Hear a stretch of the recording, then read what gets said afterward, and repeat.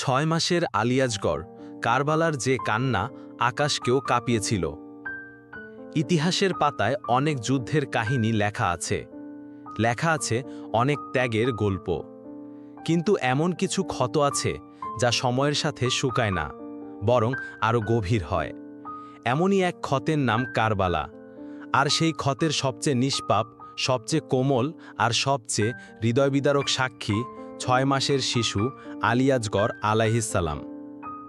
61 হিজরির মহাররম মাস, কারবালার প্রান্তর।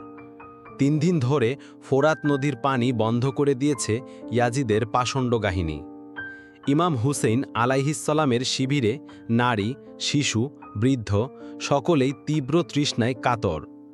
শিশুদের কান্না আর আহাজারিতে আকাশ বাতাস ভারী হয়ে উঠেছে।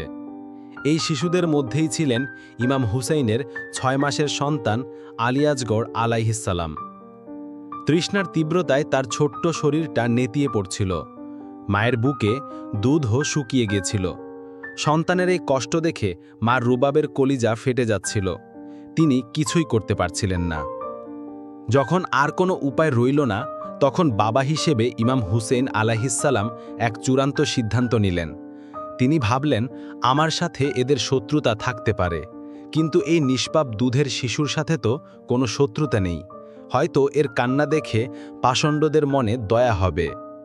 ইমাম হুসেইন আলাইহিসসালাম তার মাসুম আজগরকে তার 2 হাতের ওপর উঁচু করে ধরলেন, যেন বিশাল ময়দানের সবাই তাকে দেখতে পায়। তিনি ইয়াজিদের বাহিনীর উদ্দেশ্যে চিৎকার করে বললেন, হেই লোক সকল, যদি তোমাদের চোখে আমি অপরাধী হয়ে থাকি, তবে এই শিশুর তো কোনো অপরাধ নেই। দেখছ না তৃষ্ণায় সে কেমন করছে? তাকে অন্তত 1 ফোঁটা পানি দাও। ইমামের এই আবেদনে কিছু মুহূর্তের জন্য নিস্তব্ধ হয়ে গেল ময়দান। কিছু সাধারণ সেনার মনে হয়তো দয়ার উদ্রেক হয়েছিল, কিন্তু সেনাপতি ওমর ইবনে সাদ এই পরিস্থিতি দেখে ভয় পেয়ে গেল। সে চায় এই আবেগঘন মুহূর্তকে যত তাড়াতাড়ি সম্ভব শেষ করে দিতে। ওমর ইবনে সাদ তার বাহিনীর সবচেয়ে নিষ্ঠুর তীরন্দাজ হারমালাকে নির্দেশ দিল, হুসাইনের কথার জবাব দাও। হারমালা তার ধনুকে একটি 3 শাখা বিশিষ্ট বিষাক্ত তীর সংযুক্ত করল। লক্ষ্য 6 মাসের একটি শিশুর ছোট্ট গলা। পানির বদলে ইমামের কথার জবাব এলো একটি তীর দিয়ে। সেই বিষাক্ত তীর বিদ্যুৎ গতিতে এসে বিদ্ধ করল মাসুম আলিয়াজগড়ের ছোট্ট গলা। কচি গলা ভেদ করে তীরটি ইমাম হুসাইন আলাইহিসসালামের বাহুতে এসে লাগল। এক মুহূর্তের জন্য থমকে গেল পৃথিবী। বাবার কোলে শাহাদত বরণ করল 6 মাসের আলিয়াজগড়।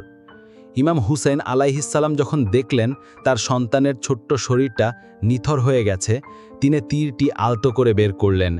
ফিনকি দিয়ে রক্ত বেরিয়ে এলো। ইমাম হুসেইন আলাইহিসসালাম এক আঝলা রক্ত হাতে নিয়ে আকাশের দিকে ছুঁড়ে দিয়ে বললেন, হে আল্লাহ, আমার এই ক্ষুদ্রতম কোরবানি তুমি কবুল করো। তুমি সাক্ষী থেকো এরা কেমন নির্দয়। বলা হয় সেই রক্তের 1 ফোঁটাও মাটিতে ফিরে আসেনি। নিজের 6 মাসের সন্তানের লাশ নিয়ে তিনি আর নারী ও শিশুদের কান্নারত শিবিরে ফিরে যেতে পারেননি।